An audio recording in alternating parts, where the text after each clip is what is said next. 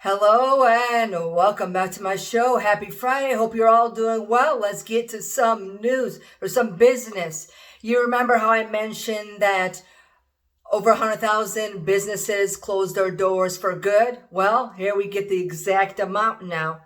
The real information brought to you by Zero Hedge, who reported that the Oxford Information Technology reported that approximately 4 million businesses have permanently shut down or closed their doors for good in 2020, with more than 70 million jobless claims filed during the pandemic and more counting for jobless claims filed every week, including this one.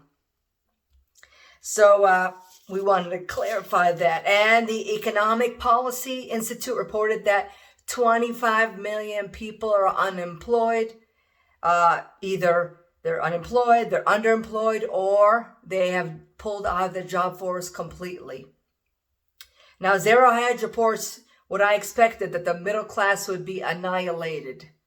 Where they say here, the economic depression has pushed millions of formerly middle class Americans into poverty. Isn't that sad or what, to say the least?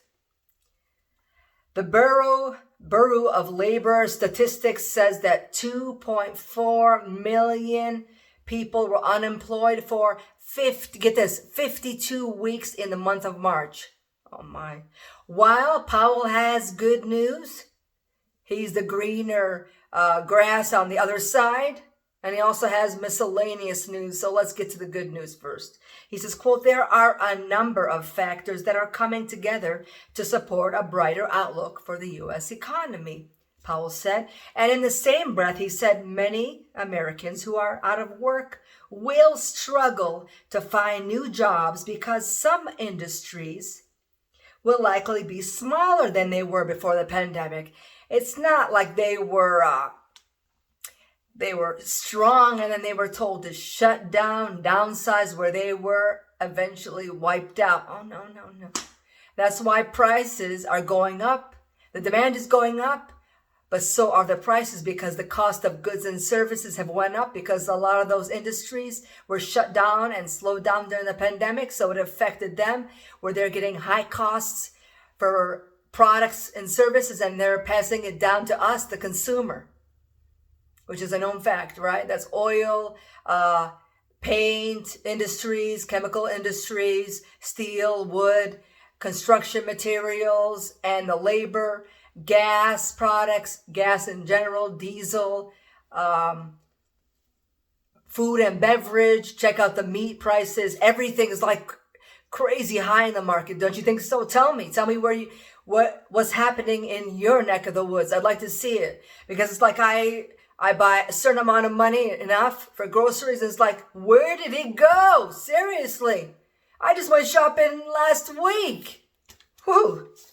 And with the cryptocurrency wars that China are having with the US and their introduction of their new cryptocurrency, which is bad news for our Bitcoin, a lot of people are saying, with the regulations, the infrastructure, network communications, and the servers and the grids, they could all be impact Bitcoin, because they're, in essence, they're needed for Bitcoin, and they're regulated by the government. So Uncle Sam needs his cut, okay? So he's going to want all of what we got, if anybody got any, right? So people have Bitcoin.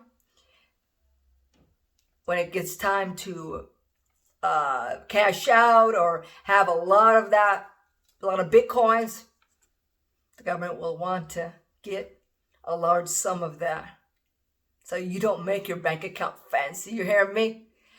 So, like I said, I'm skeptical on Bitcoin, and I'm not advising or suggesting or telling people to get out of it or to not go into it. You got to do your research, get your education, and be confident with the decision that you make, whatever that may be.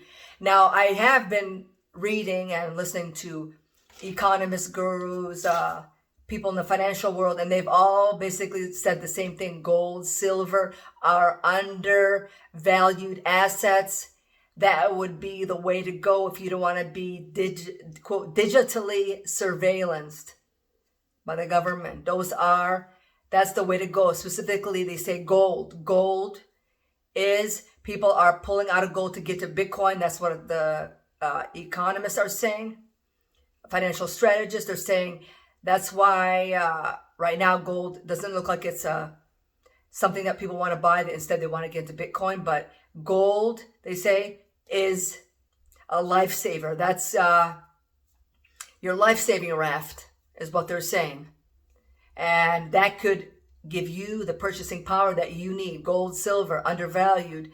Again, like I said, it gotta sit right with you about making those financial moves, because here at my station, we don't, you can't hold us responsible for any decisions that you make, okay? Here, but we like to share the information that we learn or we hear about and give it all out to you, because I think that is an asset in itself, isn't it? Okay, that's a priceless asset right there. Information, right? And if it gets put to action, then the asset prospers.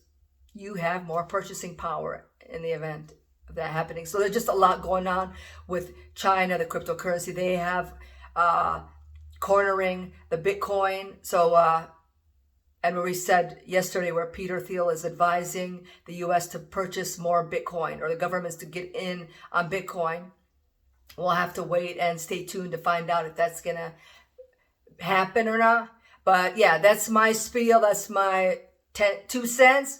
I wish you guys a wonderful weekend. Thank you for watching, supporting, liking, subscribing, doing all that cool stuff. And we'll see you with new content in my next video, where we here at my station, we like to tie things together from point A to point B. Why not discuss other videos so we could get a whole gist of the whole picture, right? Thanks again for watching. Stay tuned for my next videos. Bye.